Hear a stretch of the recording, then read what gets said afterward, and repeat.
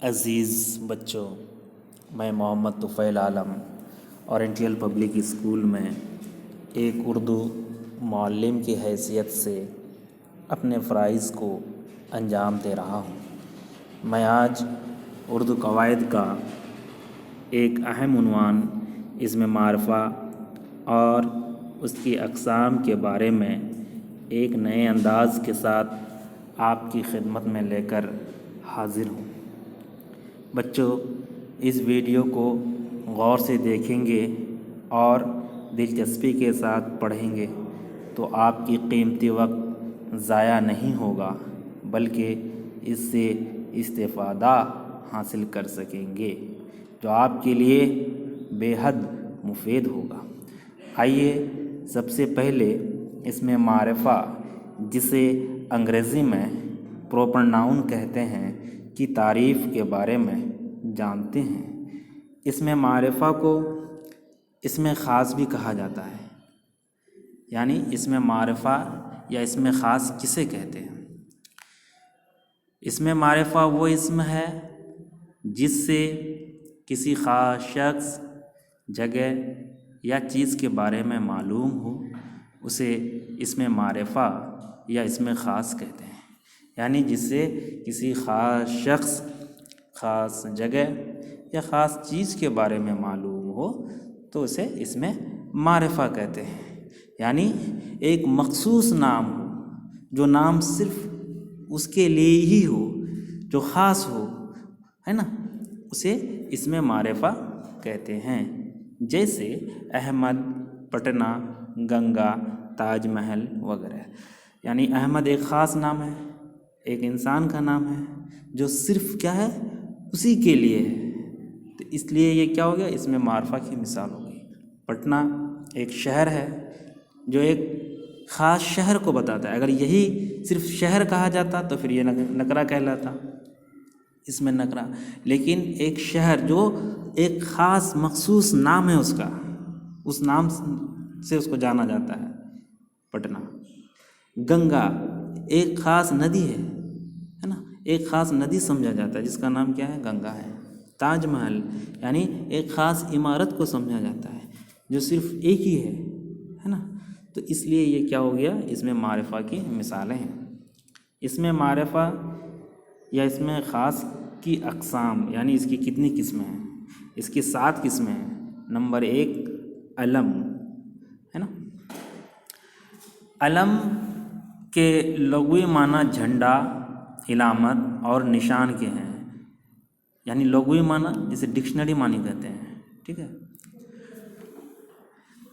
جھنڈا، جب جنگ ہوتی تھی تو فوج علم بردار ہوتے تھے، یعنی اپنا جھنڈا اٹھاتے تھے، اس سے اس کی پہچان ہوتی تھی، ان کے ایک نشان ہے۔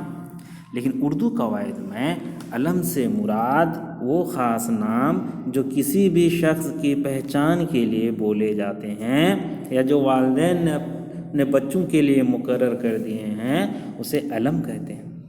جیسے علامہ اقبال، غالب، میر، تو یہ شخص، اس کی ایک پہچان ہے، ایک خاص نام سے یہ تمام اشخاص پہچانے جاتے ہیں۔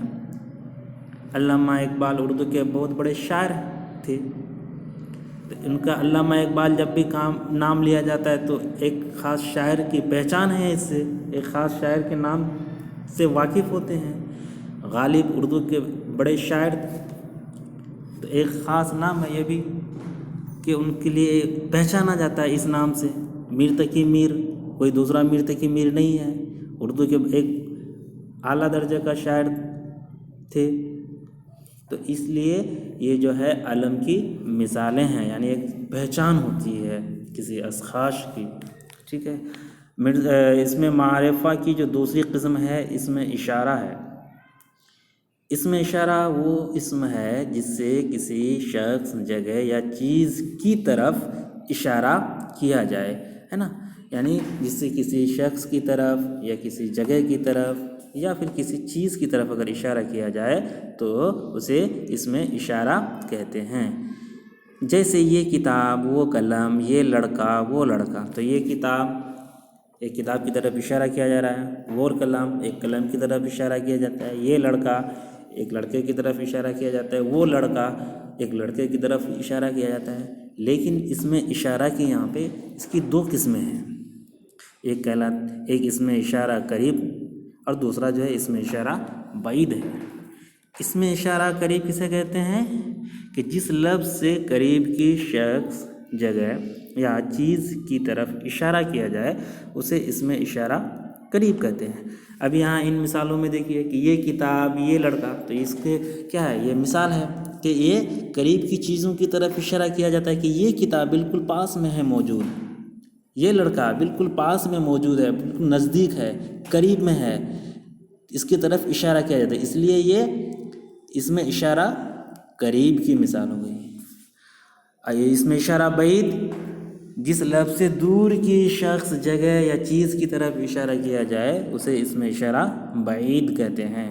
جیسے وہ قلم، وہ لڑکا، تو وہ قلم یعنی قلم ہے لیکن کیا کہہ رہا ہے، کس طرح سے اشارہ کی جاتی ہے کہ وہ قلم یعنی دور کی طرف اشارہ کی جاتی ہے، وہ لڑکا دور کی طرف اشارہ کیا جاتا ہے، ٹھیک ہے، وہ کرسی دور کی طرف اشارہ کیا جاتا ہے، وہ گھر دور کی طرف اشارہ کیا جاتا ہے۔ تو جب بھی دور کی طرف اشارہ کیا جائے اسے اس میں اشارہ بعید کہیں گے، اور جب اس قریب یا پاس میں موجود چیزوں کی طرف اشارہ کیا جائے اسے اس میں اشارہ قریب کہیں گے۔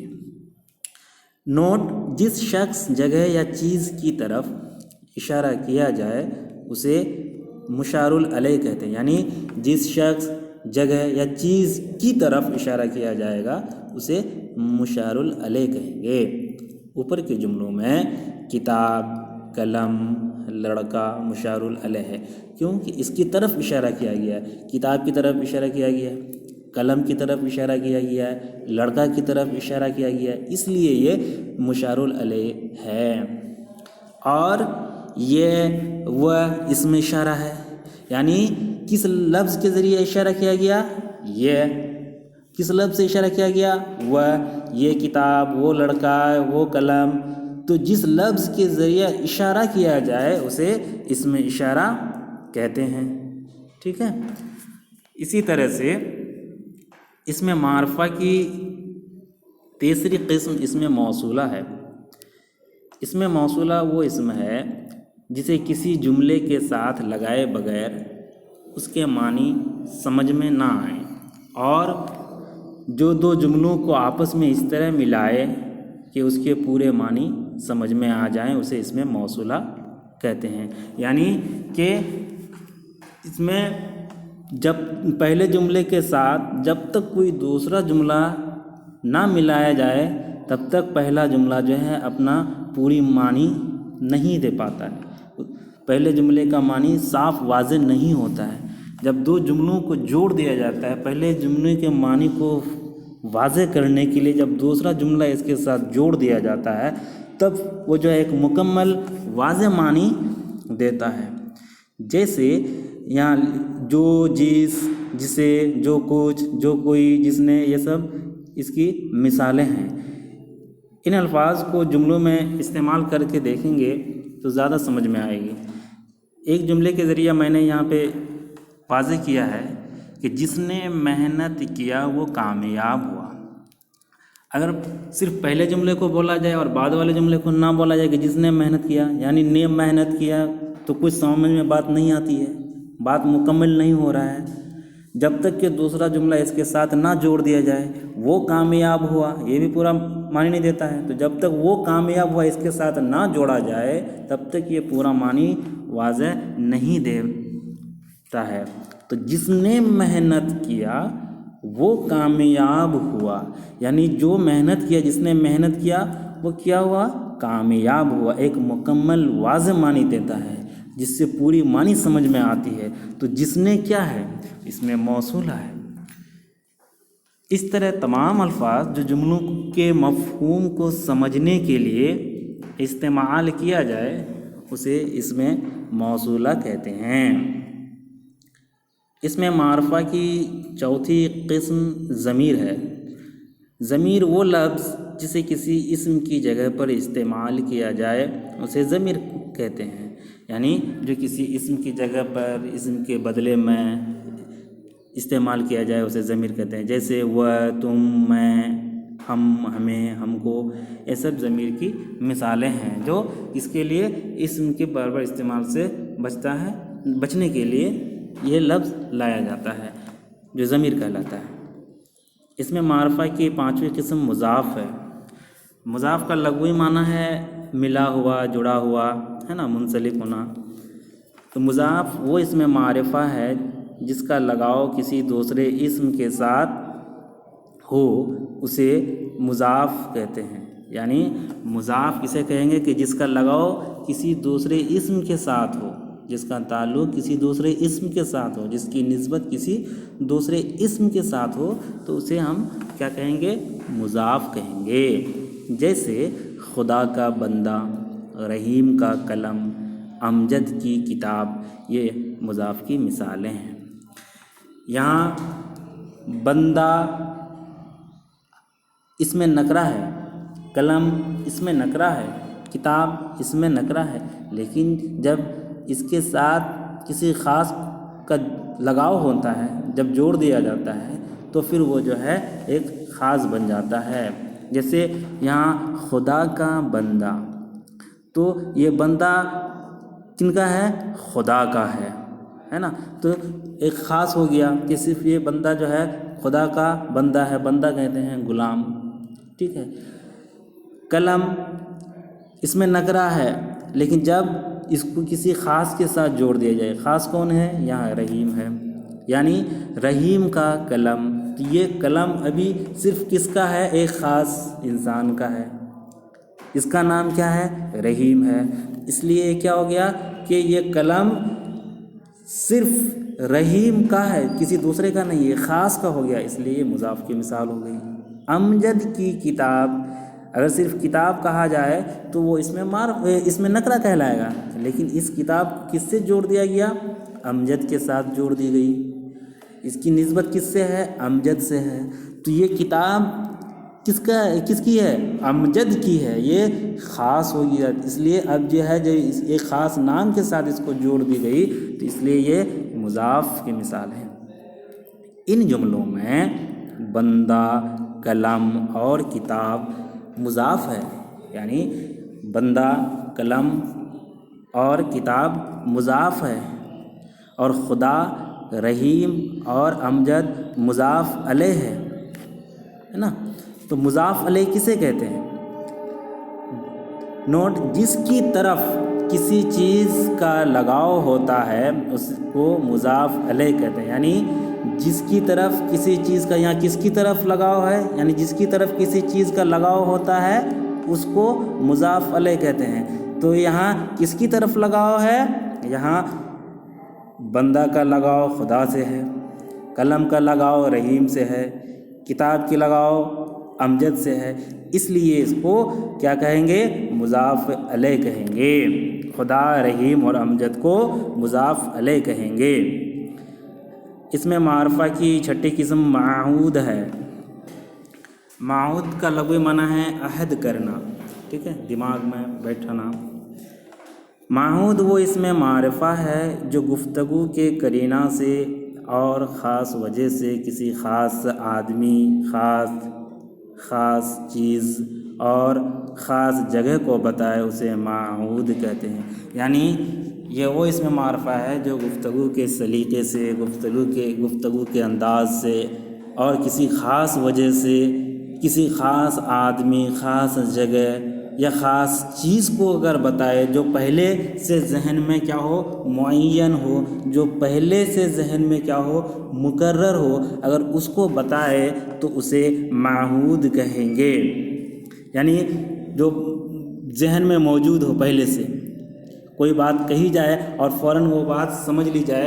اگر دو انسان کے بیچ بات ہو رہی ہے تو اگر کوئی ایک انسان صرف یہ کہہ دے کہ فلاں جگہ چلیں گے اور وہ سمجھ جائے کہ اچھا وہ جگہ ہے، تو اس کا مطلب کیا ہوا کہ اس کا ذہن میں پہلے سے یہ معین ہے، پہلے سے یہ مقرر ہے۔ یہاں جیسے اگر یہ کہا جائے مثال کے طور پر کہ باپو سے مراد مہاتما گاندھی، جیسے ہی باپو کہا جاتا ہے تو فوراً ذہن میں یہ بات آ جاتی ہے، اچھا مہاتما گاندھی، یعنی یہ دماغ میں آ جاتا ہے، یہ ذہن میں آ جاتا ہے، یہ پہلے سے موجود ہے۔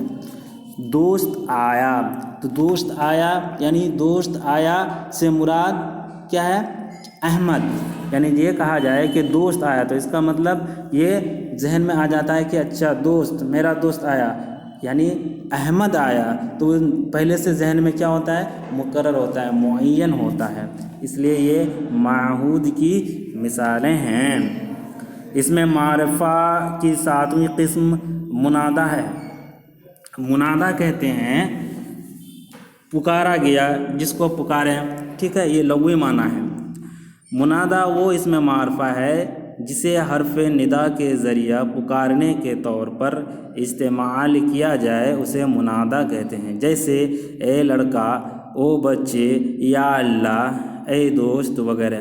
ٹھیک ہے، یہ اسے کیا کہیں گے؟ منادہ کہیں گے. منادہ وہ اس میں معرفہ ہے جسے کس کے ذریعے پکارا جاتا ہے؟ حرف ندا کے ذریعے. یعنی جس کو پکارا جائے گا وہ کس کے ذریعے پکارا جائے گا؟ حرف ندا. تو یہاں حرف ندا کیا ہے؟ حرف ندا کیا ہے؟ کون سا ہے حرف ندا؟ اے، او، یا، اے، یہ سب کیا ہے؟ حرف ندا ہے. یعنی جس لفظ کے ذریعہ پکارا جائے. تو لڑکا ہے، اس کو پکارا جاتا ہے، کس سے پکارا جاتا ہے؟ اے لڑکا. تو اے جو ہے یہ کیا ہے؟ حرف ندا ہے. اے حرف ندا ہے. او بچے، یعنی بچے کو پکارا جاتا ہے، او بچے. تو او کیا ہے؟ او حرف ندا ہے. یعنی حرف ندا کے ذریعے بچے کو کیا کیا جاتا ہے؟ پکارا جاتا ہے. یا اللہ، یعنی اللہ کو یاد کیا جاتا ہے، کس کے ذریعے؟ یا اللہ، حرف ندا کے ذریعے.